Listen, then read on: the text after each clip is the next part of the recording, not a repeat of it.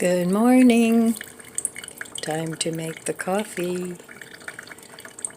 Today's flavor is butterscotch caramel. Trying to use it up. It wasn't my favorite flavor, but it's okay. Going to be a high of 49 degrees today with a chance of rain. Right now it's cloudy. I find it to be uncomfortably chilly when it's in the 40s. I just wish it would warm up some. I really would like to get out there and get some fresh air, do a little garden work, which is great exercise. But I guess I have to be patient because I know darn well March is one of our weirdest months. Weather can be all over the place. So my kitchen table is looking a little better, but it's still a mess because there's still a couple things I want to get started. And then I have to start dragging out all my little pots so that I can have those ready to do my tomatoes and my peppers. I really hope this works because it was sort of an easy way to get them started rather than just watering a bunch of dirt until you see the little seedlings pop up, if they pop up. So I've done the grow light gardening for a few years now, and that worked out okay. But I think this method might be a little easier if I can get them going, especially with the tomatoes and the peppers. In the past, I've been inundated with tomatoes, so many that a lot of them went to waste because nobody wanted them. And, you always start more than what you think you're going to need because you don't know if the seeds are viable. So I think this will save on seeds. And seeds are becoming very, very expensive, except for those from the Dollar Tree. And even though they're basic seeds, they work out just fine. So let's give this coffee a try. Cheers.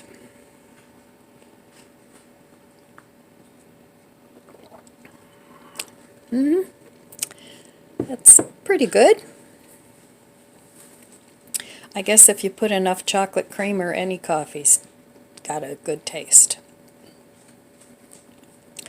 So I'm hoping to finish up the gardening today. I know I've been saying that for days, but it just keeps growing into bigger things.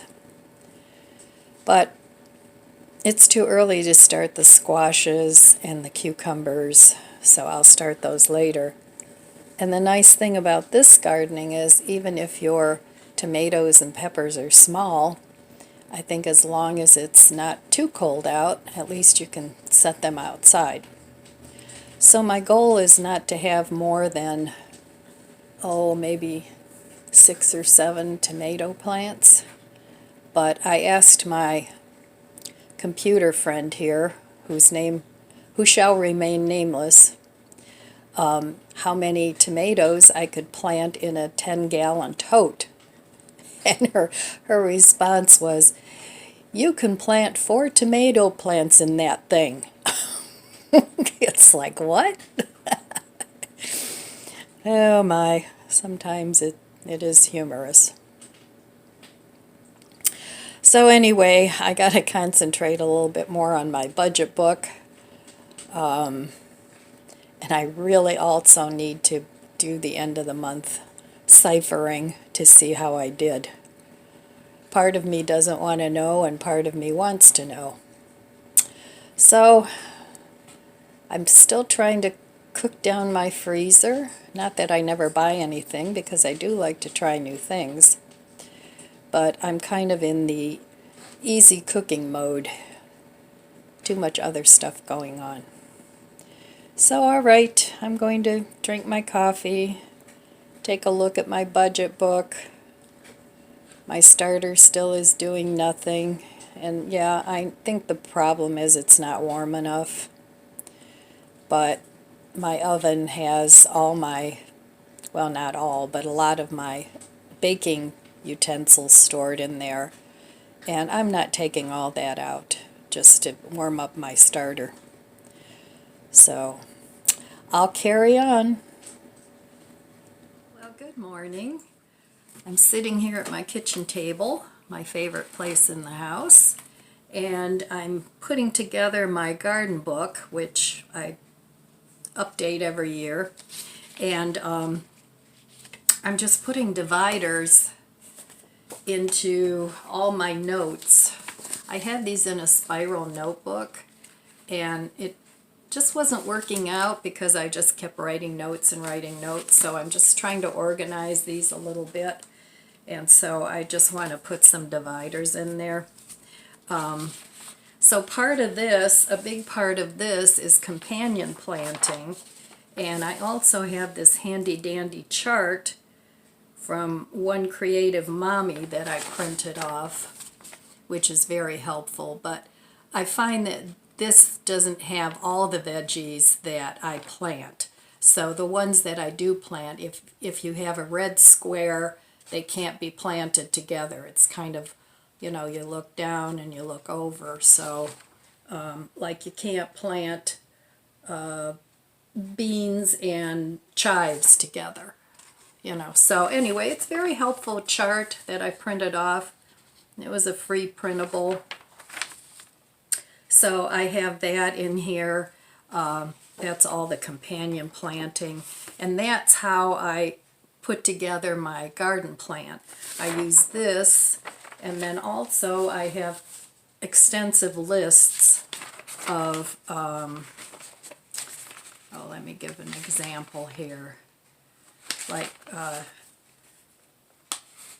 tomatoes, potatoes, and I have a big list of the potatoes that are determinate and indeterminate. Yep, they're just like the tomatoes. Some of them are determinate, which means that they produce all the potatoes at once, and the indeterminate is more like a vine, and it produces the potatoes along the vine, whereas the determinate produces the potatoes more around the root. So every time I learn something, I write it in my book here. Like I have companion plants for onions and beans, what you can and can't plant with them. So I'm just trying to organize my little garden book a little better. I have this square foot garden page where it tells me how many plants I can plant in a square foot.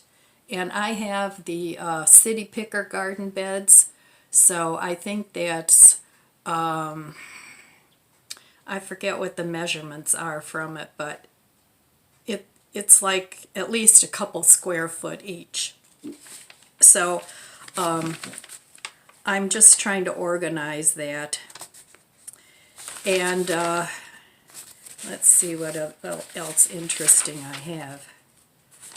Oh, it's a really long list of everything. I have eggplant, carrots, watermelon, zucchini, ground cherries, pumpkins, peppers, celery.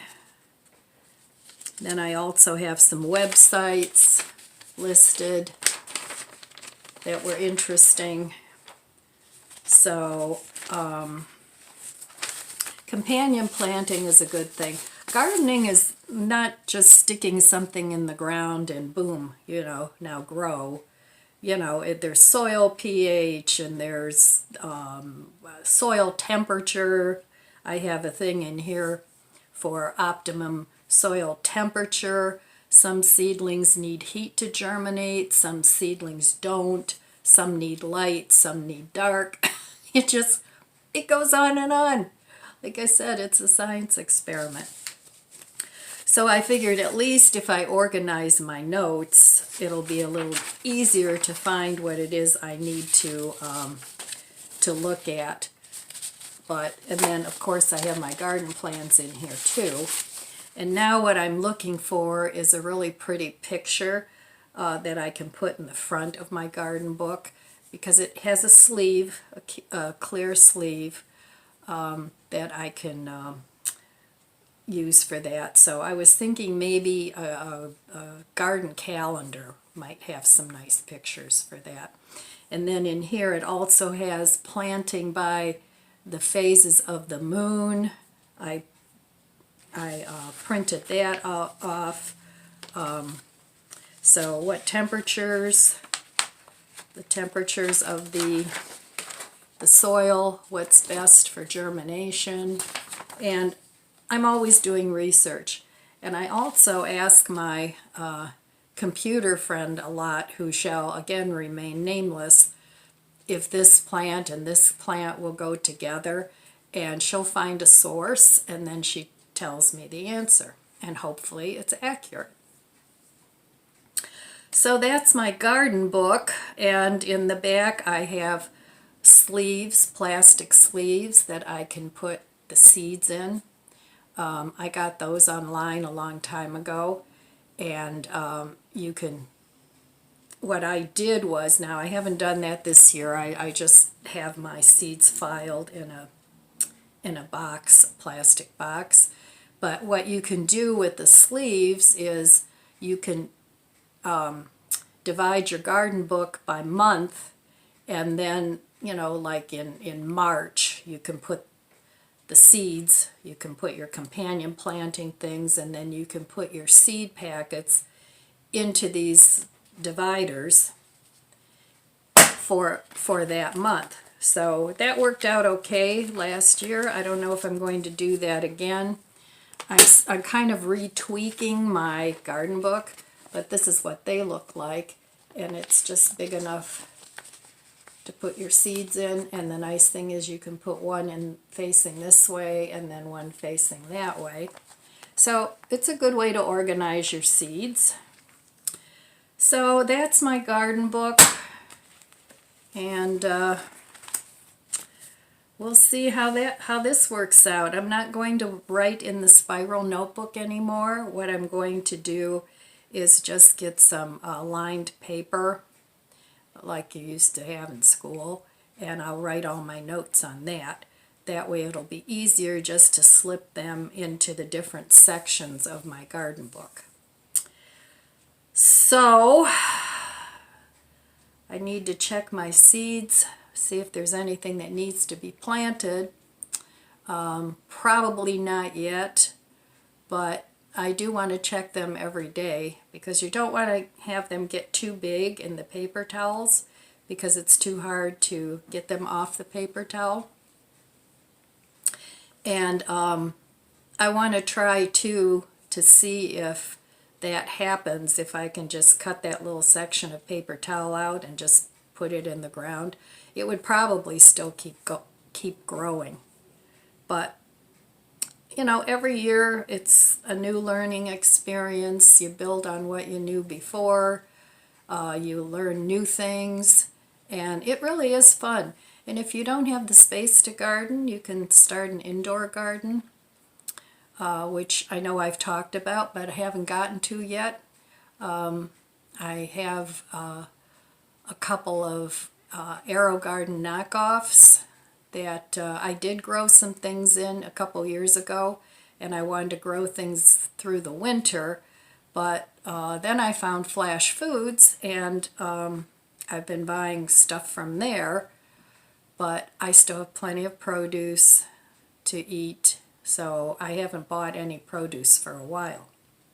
But I will continue to do that, and then probably in the fall I'll work more on my indoor garden.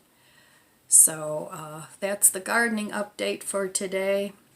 You're probably going to hear a lot of chatter about gardening within the next couple weeks anyway. And the organizing is kind of on the back burner, even though it shouldn't be, but it is, because there's only one of me, and the one of me that there is pretty doggone slow and pokey. So definitely not a racehorse anymore. So okay, I'll be back in a little bit, and we'll see what else is going on. So I looked through my gardening books today, and advertising gardening books, and I found all these little bits and pieces, and I cut them all out, and this is going to be my garden book cover. So you can cut and paste and make your own garden book. You don't have to spend a lot of money and make it look good. All right. Good morning. For breakfast, I'm having my homemade, this is dairy yogurt made with Dollar Tree shelf-stable milk. And I put a couple sweeteners in here so it's lower calories, there's no sugar. And I found another one of my freezer jams that I made with berries and things that I had frozen. So very inexpensive breakfast. Shelf-stable milk was $1.25, and as a starter I used the yogurt that I had. So let me give this a taste. I know it's tasty.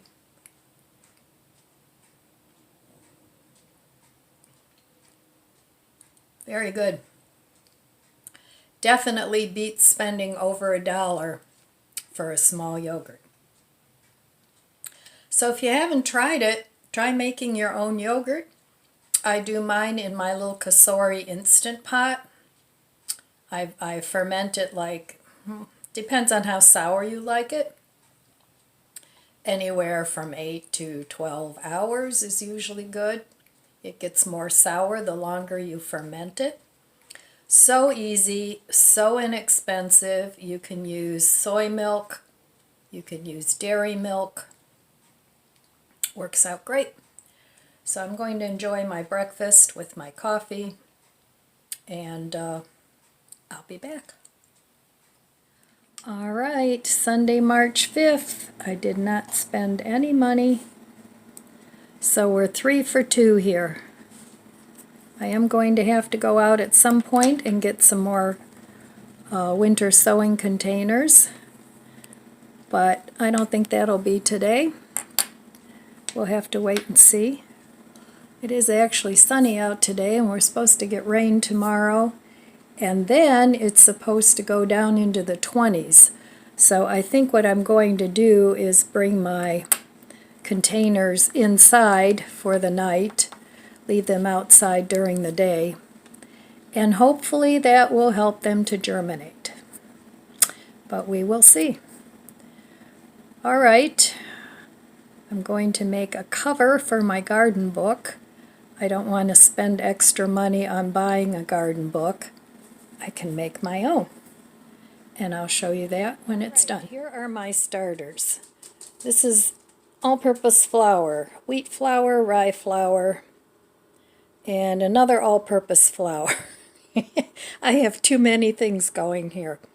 This is starting to get a few little tiny bubbles, nothing to write home about. Same with this one.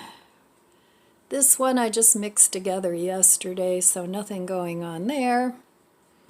And this one has bubbles going on top.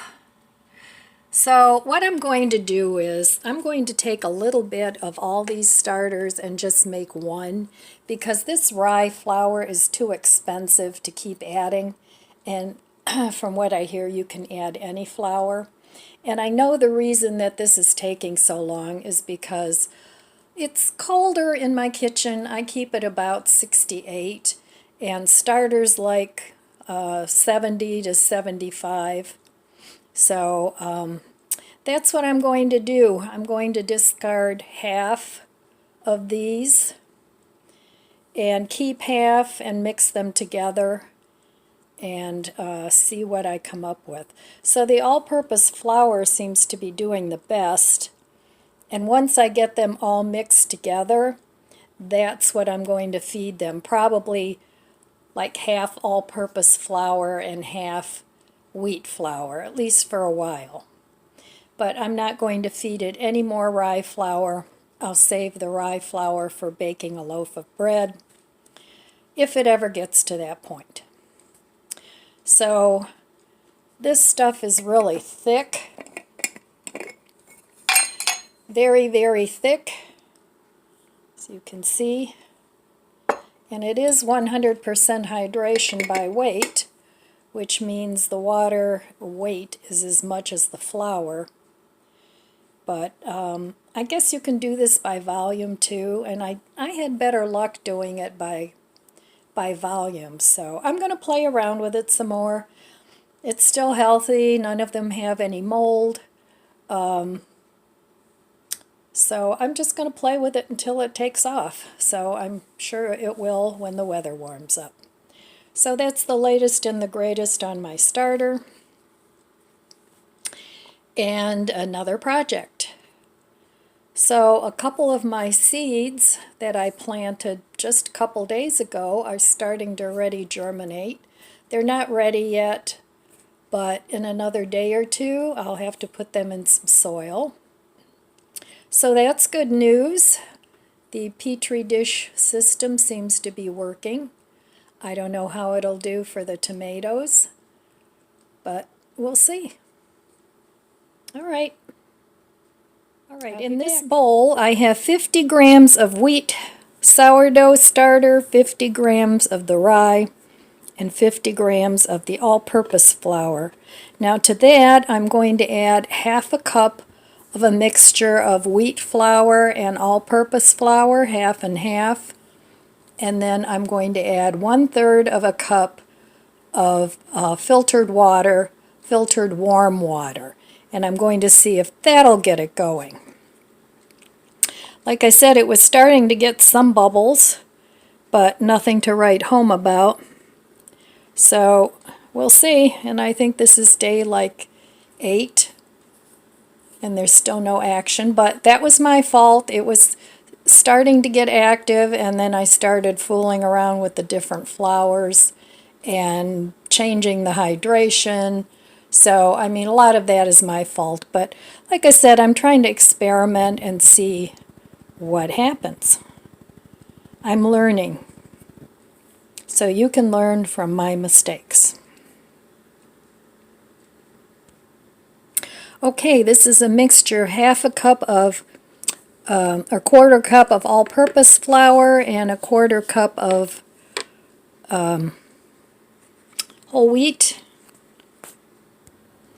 And here is 1/3 of a cup of warm water that I just zapped in the microwave for 30 seconds. All right, so I'm giving it a bigger feeding. Now I'm still going to have to discard half of this till it gets going, but at least I'll only be working with 1 starter instead of 3. So okay, I'm going to mix this up real well, get it all incorporated, get some air in there, try and capture some yeast from the air, but most of the yeast is already in the flour. It lives on the flour. So that's where you're getting most of your yeast. But you do get some from the air too. All right, I'm going to mix this up and see what it does. All right, we'll check it again tomorrow. Right, here I have my little grow light, and this is my grapefruit that I started from seed. But I have another pot here that really doesn't have anything in it. I tried germinating some calendula in there, but they did nothing. So it's self-watering, and what I want to try to do is transfer my little stevia plants over and put them in here because they'll stay damp in here. And boy, I'll tell you, they are really tiny. So I'm going to take these over to my stove and try and plant those. On February 26th, and it's supposed to take 7 to 21 days to germinate. So, and it says right on the package,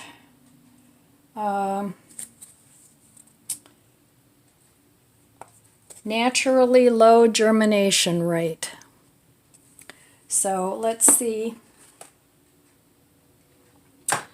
I've looked at these already, and they are germinating. I hope they're not too little, but I can't leave them on the paper towel too long. because they'll get stuck to it. So let's take a look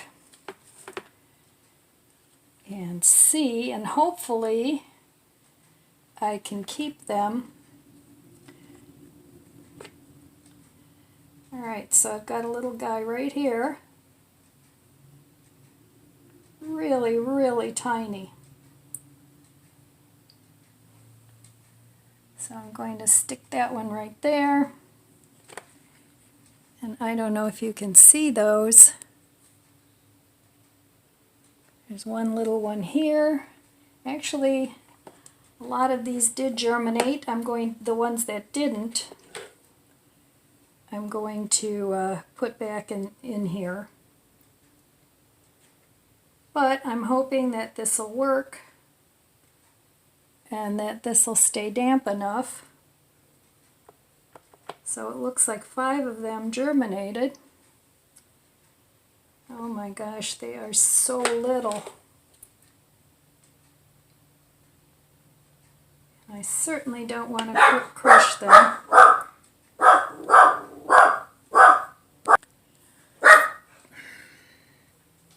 So of course Lizzie has to do her concert right in the middle of my surgery here. So I'm going to try and get these kind of in the ground a little bit. Oh boy. I don't know, you can hardly even see the little roots. But these are going to go under the grow light. Now when they're bigger, I'll transplant them.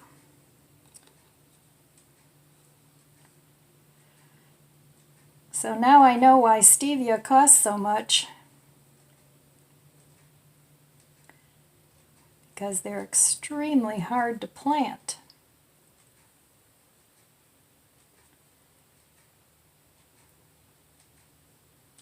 So okay, I'm just going to go ahead and plant the 5 that have sprouted.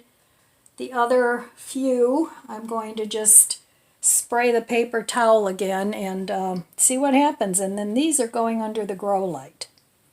So wish us luck. Grow strong and prosper. Okay, now I did do a little humidity dome over them just for a day or two because I don't want it to get fungus, but just until they take a little bit of root. And now this is going under the grow light, and in a day or so I'll check them, and then this is coming off. You don't want to leave the dome on once they've germinated and established themselves. All right, that's all I have for you today here in Ellen's kitchen lab. Another day of productive nonsense. Well, it keeps me entertained. Keeps me from getting bored and, you know, calling up my kids and going, hey, I'm bored. Anyway, that's all I have for you today, my friends. So I want to wish you abundant blessings. I love you guys. Be good to yourself. Be good to others. God bless you. And I'll see you next time. If you enjoyed this video, please subscribe, comment, and like. Thanks for watching.